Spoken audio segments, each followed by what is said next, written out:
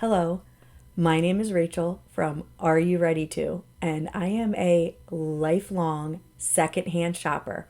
I've got some great tips and tricks for you to maximize your money, maximize your time, and not bust your budget on things that you don't actually want or need while you're out there secondhand shopping at yard sales, thrift shops, and flea markets. So stick around and let's get some good tips moving into 2025 while we're out there shopping it up secondhand style.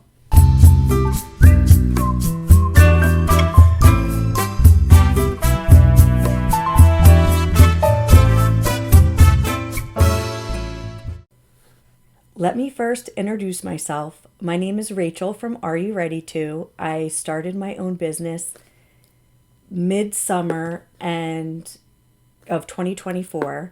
I resell vintage items, collectible items, and antiques on my Etsy shop, as well as junk journal inspirational kits.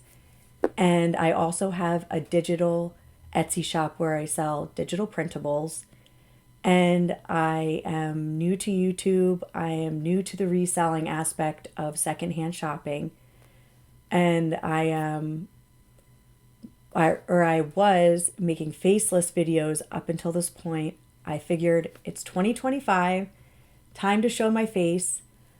I am enjoying interacting with people when they're commenting on my videos, and I'm starting to get more views, more comments, and I thought it's a better time.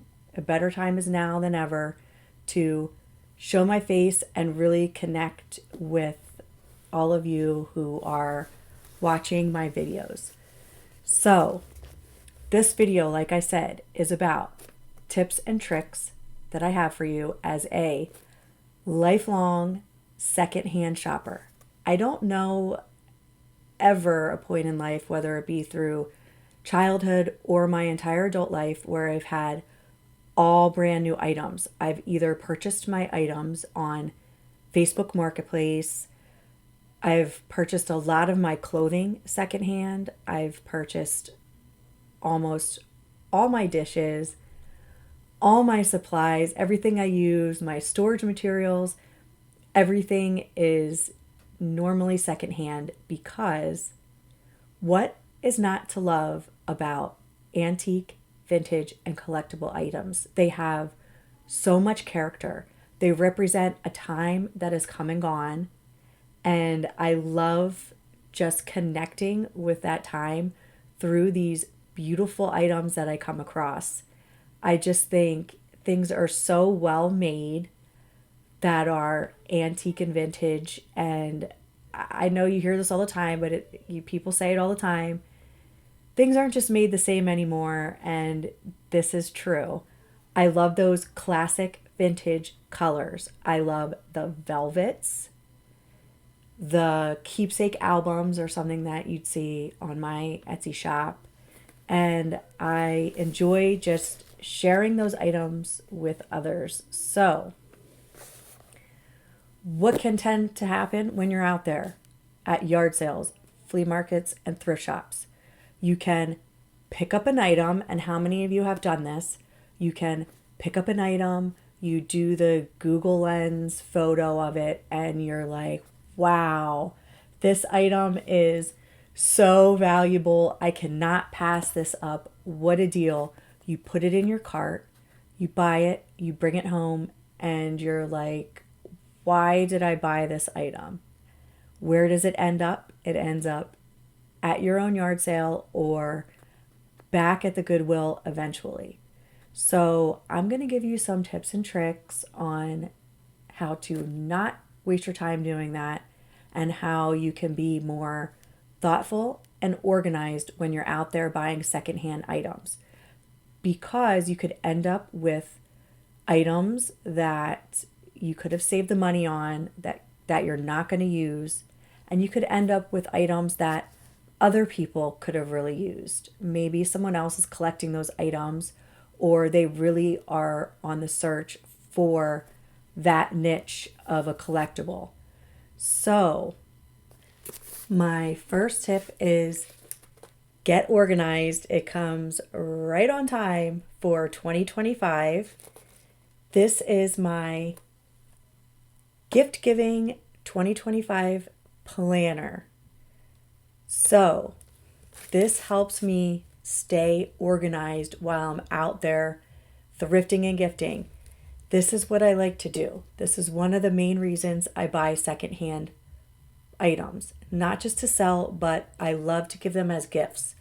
I love it when my family members tell me what Christmas china patterns they collect, or discontinued items that they're on the look for, or if they're redoing their home and they have a certain theme. Who doesn't love a great theme? They have a certain theme that they're looking for to decorate their new room with. That's what I'm on the lookout for. People send me pictures and have requests, and I need to stay organized so I'm not buying the wrong pattern plates or the wrong collectible items. Also, when giving gifts, these are printables that I have for sale on my Etsy shop. This is not a plug to buy these printables. You can just make a journal, make a binder of your own using anything, just writing notes on a regular piece of paper and organizing them that way, or getting a calendar at Dollar Tree or Dollar General, cutting them up, putting holes in them, adding each month to different sections within a binder. Very easy to do, and cost effective. This was made out of an old photo album. Let me find. You know, the old brown photo albums with these film pages that come apart like this. This is what this is made out of. I am going to upload a video on how I did that. It's kind of like a junk journal / binder stuffer. Like, you could take these pages and just drop them into a protective sleeve as well. But like I said, you don't have to do that. You don't have to purchase a planner in order to do that. This is how I organize my gift giving and what I'm buying. I write a list of who I'm buying gifts for. I have everything sectioned out by month so I know whose birthday is coming up, who I'm going to send a card to, which I want to start doing in 2025. It's one of my New Year's resolutions. Who I'm going to be sending a card to, who I'm on the lookout for items. And I have my list for each month. But then also, each person I'm looking for, what are their interests at that given time? What do they collect? And if I get a gift, I log it in here. And what I do next is take a picture with my phone of all these lists. I take a picture and then I file it away in its own file in my phone. So I'm just looking over those files in my phone while I'm out instead of searching through text messages or pictures someone sent me through the text messages, or looking through my photos that I had taken pictures of items from before. I make sure I stay organized with having files in my phone. I also have, Christmas has its very own section and holiday gifts, because that's when I buy a lot of my items, and I want to make sure I have special finds for people throughout the whole year, and I keep a log of what Christmas gifts I've already purchased, whether it be for my boys, my mom, my aunt, my friends, and all of my family, nieces and nephews. I like to keep a log.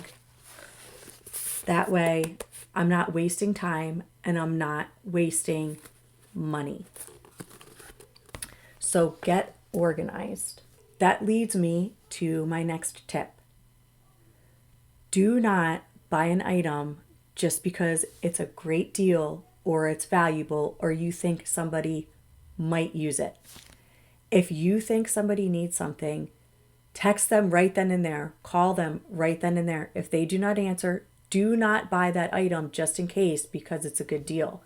That's how you waste money.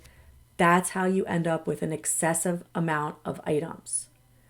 That also leads me to have a budget, especially when yard sailing. If you're out at a community yard sale, oh man, I can spend so much money at a community yard sale. There is something at everyone's house that I would love to buy and bring home with me. This is how I work with the budget. I only bring a specific amount of money that I am okay with spending at that community yard sale. I have a separate amount of money that I would use to source items for my Etsy shop, but then for my personal items, if it's a must have, must buy right then and there, that's what I do. I buy it right then and there. If it's something that I like, I think maybe I could use that or someone else could use it, I circle back, because you better believe I'm going to come across an item that I really need or want later on. And if I had bought those items that I thought I might use or might want, it would have eaten up my budget. So yes, have a little emergency stash in your car somewhere of a couple extra bucks for that one special find that you always come across at yard sales. But really have a budget and stick to that budget. Now, community yard sales leads me to another point.